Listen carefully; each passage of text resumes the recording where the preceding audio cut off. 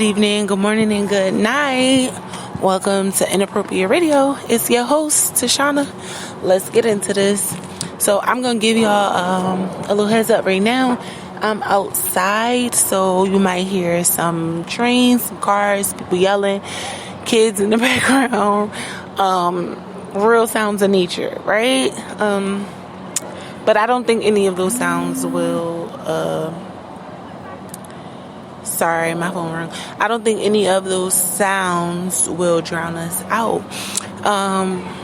Now, tonight, the creator wanted me, and actually, he brought this to my attention about a month ago, and I never discussed it, and he told me to talk about it tonight.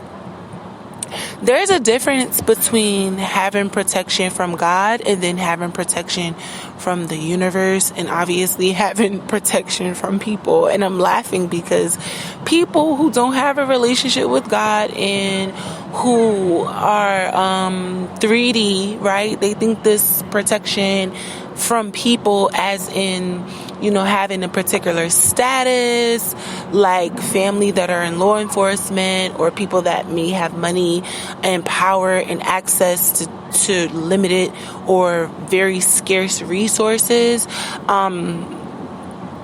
look at that very low level of power as powerful, and I just think that's comedy, right? Now, this protection from the universe is obviously protection from the creator, because the creator created everything, right? He's the creator of all creations. He made the universe. So obviously, when you're given a time, to be born and to be, I'm trying to find a better word of what I was about to say, but basically you are given an assignment, right? That assignment comes with a clock. That clock is based on a different system that is, one, connected to your star systems, and two, connected to all of the ethers, right? Remember, everything is connected. We know that, right? When you have this connection, depending on the time frame that you're born in, it may agree, disagree, or be neutralized with the time that you're born into. Let's just say the age of Aquarius, right? Obviously, Aquarius would be people that would thrive in that type of time and space, depending on what placements they have, right? Is Aquarius good? Do they have Aquarius highlighted in their first house, in their fifth house, in their 11th house? Like, it all depends, right? You have to take a look at the will. So this is what we mean by studying and learning your birth chart, because the more familiarized you become with your chart, you'll be able to know if situations are for you immediately. I mean, based down to the abundance of zodiac signs that are of abundance in the environments that you're going into. So if you're going to be starting a new job, and your earth sign, let's just say you're a Capricorn, right? And it's a bunch of Leos, Sagittarius, Virgos, Taurus, and Cancer there. You might get along and it might be a good fit. But if it's a place where it's like Aries and maybe Geminis, maybe other signs that you may not do well with, may be there.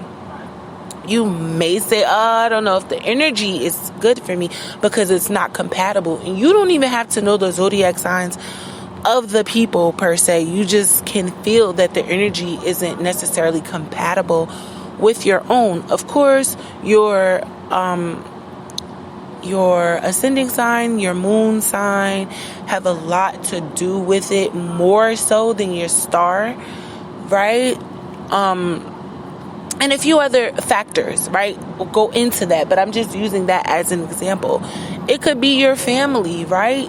Maybe you're the black sheep because your placements call for that type of energy to be thrown onto you in this setting.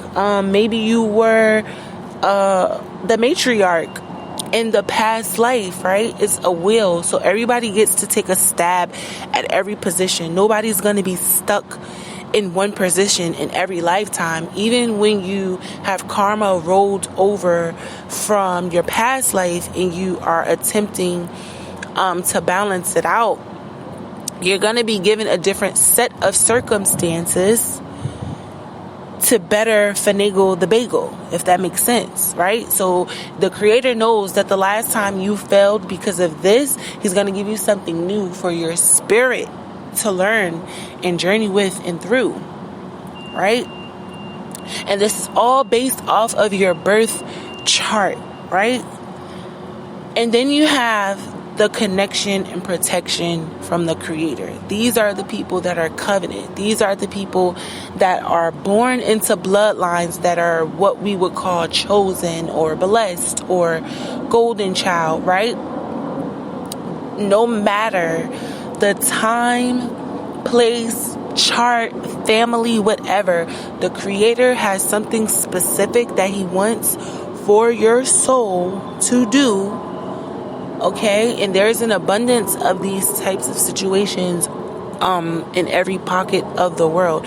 It's not just America, it's not just China, right? We have all these different situations that leads up to you putting yourself right in the center of whatever, may be necessary for everyone to prevail. And you may be the last one to see the benefit, the physical reward, right? You may reap the internal rewards first, initially, what we call the fruits of the spirit, right? So you may be more loving and more kind and more patient. And, you may possess all of the fruits of the spirit. Those are non-tangible aspects of you. And maybe people around you get to benefit from your presence before you do. Okay?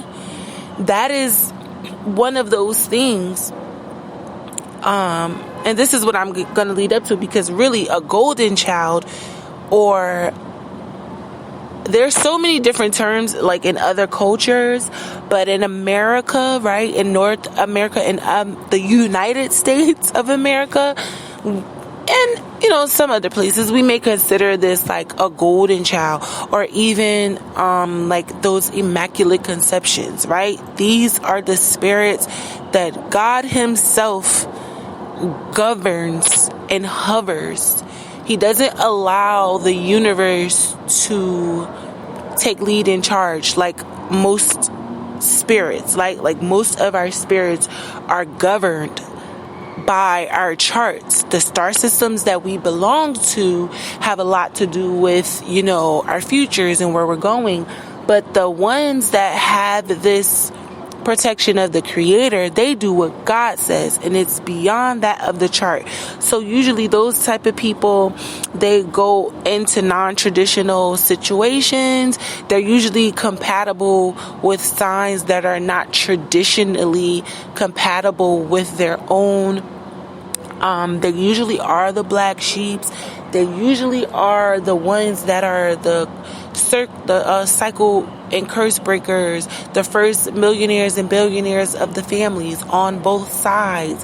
They're usually the ones who connect with larger groups of people that don't really connect with their family, right? The ones that are different from the people that they're used to being around.